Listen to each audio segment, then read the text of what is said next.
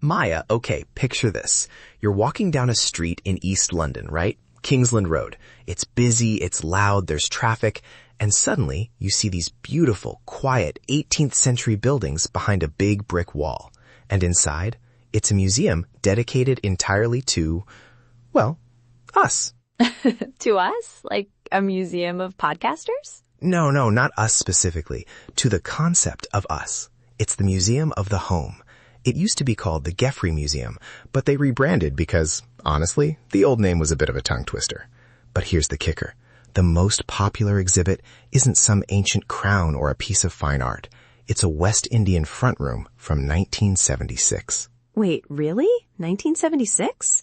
That feels so recent. Why is that the standout? Because it's real. People walk in and they see the glittery cushions, the kitsch souvenirs, and this is my favorite part, a pineapple-shaped ice bucket. It's like a time machine that smells like floor wax and nostalgia. It's about the joyful mess of life, not just the fancy stuff. I love that. Usually museums feel like, I don't know, like you have to whisper and keep your hands in your pockets. But a museum of home feels like it should be the opposite, like a big warm hug. Exactly. It's basically a sanctuary. And get this, the buildings themselves, they weren't built as a museum. They were originally almshouses, built in 1714. Almshouses. Wait, I've heard that word. Those were like early social housing, right? Spot on.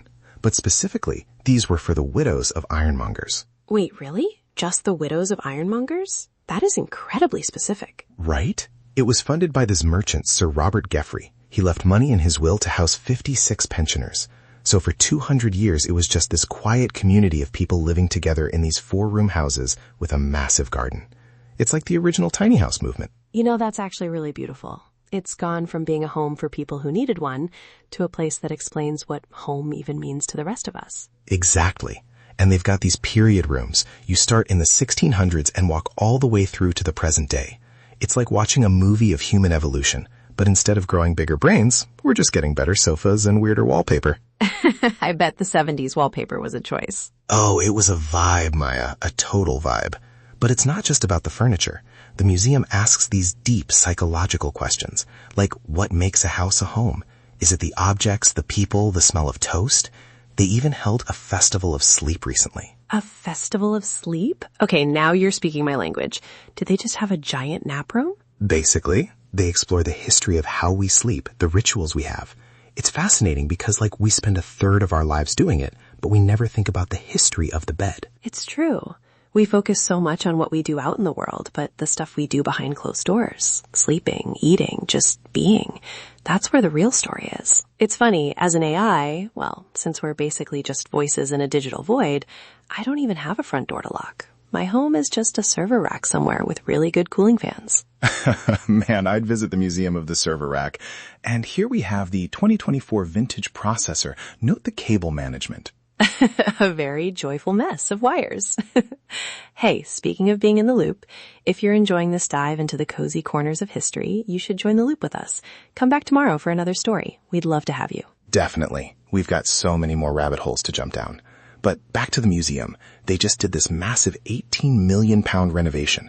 They opened up these new basement galleries. And the director, Sonia Solikari, said something that blew my mind.